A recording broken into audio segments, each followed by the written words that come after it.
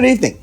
I'm Epstein, and here we are with your SPDR-ETF stock market wrap-up. And this wrap-up is for the evening of Thursday, the 11th of May, 2023. Now, interesting day. What's going on right now is we're seeing the indicators starting to get the impact of the higher interest rates that have been going on for, nearly a year now, and they're finally showing up. In fact, the PPI came out at the worst reading, the lowest reading, slowest rate of growth in it since January 2021. Then we saw the unemployment claims jump 12,000. Market wasn't looking for that. That's much more than the market was looking for. And we're seeing both, when I say 12, we're seeing it both in the fresh claims and the continuation claims. They're both jumping by good numbers. I think the other was 22,000. So as we put this together, what's going on? You're giving the market the jitters. And you can see that in the Dow, the S&P, and the Russell. You were up in the tech sector, but everything else was slightly lower. Why? Because bad news might be bad news. The market has been fighting for better part of 7 months. Every break, naysayers, as I call them, buying the market. The Fed will never keep going with their interest rate hikes. They'll eventually stop. That will happen. What won't happen, in my opinion at least, unless you get an economic disaster, is getting the Fed to all of a sudden start cutting rates, and before you know it, like the swaps market is calling, be down 3/4 of a point from here. So back down to basically 4.25%, 4.5%. I'm not buying into that at all unless everything gets real bad. Now, it's also relative on CPI, PPI numbers that are coming out that we still have increases, but they're not as big. Does that make sense to you? We're shrinking away. And that's what you want to see. But you don't want to see it at the expense of the economy getting too weak. So what the market is now saying to you is, yes, the weaknesses are starting to come in. The numbers, while they're growing, they're petering out. They're running out of air on the way up. And the question is, when do they flatten or actually start really falling? That's what you got to keep your eye on. We got news right after the close today that President Biden will not be meeting tomorrow with congressional leaders. That's not necessarily a negative. I wouldn't even take it like that. As I said to you the other day, after Tuesday's meeting, the staff of both the president and the congressional leaders get together and they try to hammer out details. This is not done between the president and the leaders of Congress. This is done between their staff. And what they're looking for is a common ground. The most likely event is a way to get to an extension, as they say that they are making good headway, more time is needed, they don't want to paralyze the country, so therefore they will go for an extension. Now, will the extension be 30 days, 60 days, 90 days? That's in the details that we'll find out. So I take that as a positive on the day. If you take a look at TLT, did I not tell you that markets like to fill gaps? Remember, we were just talking about that yesterday. And that's what you're doing. Now, all of a sudden, you're getting the bids in this because as the economy worsens, this will respond and go up as the economy worsens, and it goes down when interest rates are getting higher. That's just how it's going to operate. Is the market in a trend? It is not. You still have a pattern of lower highs and lower lows. That's still a downtrend. The market is now into the resistance with the gap that you had today to the upside off the CPI number of the 100-day average in green, the 18 and the 200-day average. What did the market do? It just missed hitting the lower Bollinger Band. Now you're sitting there, and momentum has turned back up in the market. So trend down, but bias up. You're over the 18-day average into a resistance zone, sort of just waffling back and forth. How do I think the market would react? Might be a good question to news that the debt ceiling is going to be kicked down the road with an extension, possibly as early as next week. I think that would be a positive for the markets. When we take a look at Schwab, the reason Schwab is now getting hit is, did you look at what happened to all the bank stocks today? Smashed. What was it, PacWest down over 20%? So we are still seeing the problems have not gone away. PacWest reported that they lost 9.5% of their deposit money as of the week ending April 5th, I think it was. This is not good news. This is what the run is still going on. Traders don't trust, smartly so, keeping money with places that might be at risk. We're seeing the FDIC today is proposing that I think it's 113 banks are going to have to pay higher FDI insurance. The reason for it is pretty simple.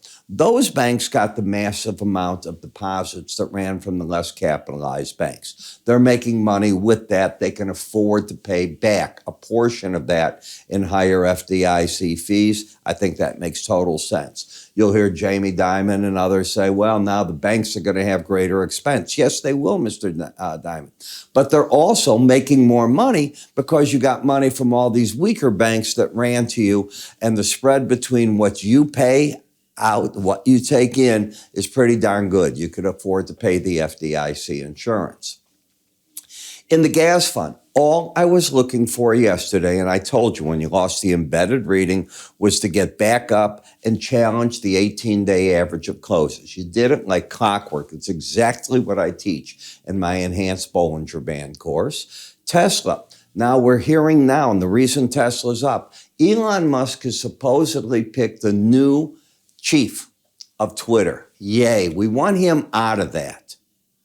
He's got to move on and back to the things that the investors want to see. Does he belong in that social experiment? I don't think he should have ever bought it. I don't understand the logic. I think it was an ego trip more than anything else, and it just doesn't make sense. But you want to see this, and as this market's moving on, now you can open the door for even higher prices. If he's back at the helm, that's what you want to see. You don't want to see a part-time genius leader. In XLF, the financial services, well, now the market keeps coming down. You might be headed to 31.51. You get flat this market if you hit 32.54. But remember, the banks are not out of trouble. Yes, it's been quiet, but if you looked at today, the smart money started hitting all of them. That is the weakest sector that you had, and that doesn't help that.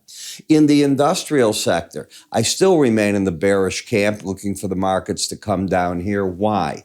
Because if the lag effect is working on PPI, CPI, and the like, well, it's probably working on the everyday fella. And how much are they doing? How much do they need of new products? So on. Are their expenses going up? I've already written this evening's market letter, and I show how income has gone up in the past year and other expenses against it, everything from health that you pay for, rent, and so on. You're behind the eight ball. There's no ifs, ands, or buts. And I did this after I saw the PPI, and obviously I had the CPI, so I put that together for tonight's report. When I look at stocks, just back and forth action. Market is fighting right here at the 18-day average. I don't see a trend trade whatsoever. In the home builders, we talked yesterday that you got up to the Bollinger Band, and I told you how important that Bollinger Band course is. And boom, now you have an outside day. Do you know what to do with outside days? I have an outside day course. If you go to our website at iraepstein.com, you see under the word education, I have three courses, a full course, then spin-offs of a Bollinger Band course and an outside course. Why an outside day? Because you get these signals all the time from it. They're typically a continuation signal, so wouldn't be surprised if the market comes down. If you took out yesterday's high, then you have a different event take place, but you're not there at this point. The next chart is the energy sector, which keeps getting hit. And remember, if the economy's weakened, the PPI, CPI, and we're seeing more claims, is that bullish energy? I don't think so. So I think OPEC's got to take a look at all this. I saw that they came out today with studies and said they continue to see demand just where it was. I think they're fudging the number. I'm not convinced that that demand is what they think. I think it has slipped away. And I don't think it's just here. I think it's in Europe. You saw the Bank of England raise interest rates. Inflation is still their number one enemy. European central banks still talking that way. And we're not necessarily through. Do we pause? I don't know. For the first time you're hearing me say, first time, maybe June is in jeopardy. Now I'm starting to see the the wobbles I was looking for. I said I'm data dependent. In the gold market, you have a pattern of higher lows but lower highs. Momentum turned down. Is the market going to fight a battle here at 186.55? It might. What you don't want to see it get under is 185.77. If it does, in my opinion, that turns the trend back down and you even open the door for 182.81 possibly. In SLV, this just completely came unglued. And that's because copper's getting annihilated. The industrial metals suddenly are it. And remember, silver is fickle. One day of the week, it is a precious metal. The next day, it is an industrial metal. Last night, I went out with two of my very good friends, and I got to wear a watch last night that I have never in my life seen. My friend brings out a watch. I won't give the brand or anything. And I say, is that what I think? And he says, yeah, put it on. I said, it doesn't even weigh anything. I said, you would not know this is an important watch. And he goes, Ira, he told me the number this just sold. They made 173 of these and what it sold for at auction. I have never in my life worn a piece of jewelry that expensive. We're talking 7 figures plus.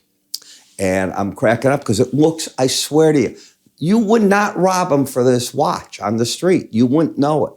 And he goes, it's going back in the vault, but he wanted to show it to me. He had just gotten it. And he was showing me what the auction results are. One of them, 2 of them have now sold. I sitting there and he bought dinner, of course. But to make a long story short, those are the things that, you look at. And I'm bringing that up because his wife is wearing fabulous jewelry. It was silver. And we're all laughing. We're talking about it, how much silver jewelry is right now. These people happen to have gone to the Tiffany event in New York for the grand opening. They saw Katy Perry and all that. And they were explaining to me, they said, prices of silver in the store there, at least, they're probably up 30, 40%. My wife works there, so I know that this is in fact the case. Yet silver is not going up. So you're paying for the design is what you're doing. Here's what's causing the issue. Copper market. Telling you, you hope that, the governments are going to be through. They don't have to keep raising rates. The impact is here. But when it comes here, I'm going to repeat it. Does that mean the economy start coming down? If they do, the stock market's vastly overvalued. And this type of market can go even further. Why can't it go all the way back down there? You got to be careful with some of this. BND. Well, BND, TLT, they should all be getting bids, I would think, if that's going to continue on. And the dollar's getting a bid on this. And the dollar probably is a happy camper right now because the market's going to look, and we all got our fingers crossed, that this debt ceiling gets kicked down the road temporarily. Let him keep fighting the battle. I know that President Trump, did you watch last night, the town hall meeting? I was out to dinner, I recorded it, and then I watched it before I went to bed. And of course, his word is, that we should go into default. Of course, he's the radical. But no, he would think, and he said the Democrats will give in. I don't know who's going to give in. There's got to be give and take. That's why it's called politics. FXE, if the dollar's strong, you're weak here, and they're knocking the heck out of that, taking the market down. So you get all this, and it becomes an interesting plight. And I look for the different market signals. I've got to tell you today, I traded today probably the worst results of, weeks. I was definitely Mr. Swiss cheese. So I'd love to come out and say, boy, we're happy we did this. No, I did not have. I had a terrible trading day today. Absolutely terrible. I'm still smiling. Losses you keep control of, but you hate losing. Who doesn't? And my work flipped. Today was one of those flip days. But you want to learn how to work with this, how to work with these ideas, because they're the higher probabilities. That's the key word you're looking for. Nothing works all the time. If you're going to be in this business, you learn to take losses before you take winners, because then you never forget them. What did I do? Did I do anything wrong? No, it just didn't work, and that's it. And I've already reviewed all my losses and came to that conclusion. Just didn't work. But when I get these outside days, it saves me often because it gives me another thing to look at, and it did today. So if you'd like to learn how to work with this and see what we do and how we get all this, you're going to get 14-day trial to all our research. You're going to get the charting software. The course is here made up of videos. It's simple to use. You will learn it over a couple of days. And then you'll start looking at the charts and go, that's a pretty interesting tool. I've even put the suite of this with TradingView. For those of you that have TradingView, we created a suite of orders. If you go to our website, when you go, you can go under software. And you get the suite right there. And outside days we've included, so they're colored for you and everything. So you get the swing line, you get the slow stochastics the way that I do them, the Bollinger Bands, the window envelopes the way we do. Everything's there. So how do you get this course? Go to the website under the word education. Everything's right there. I'm Ira. You have a good day, and I will talk to you all tomorrow. Take care.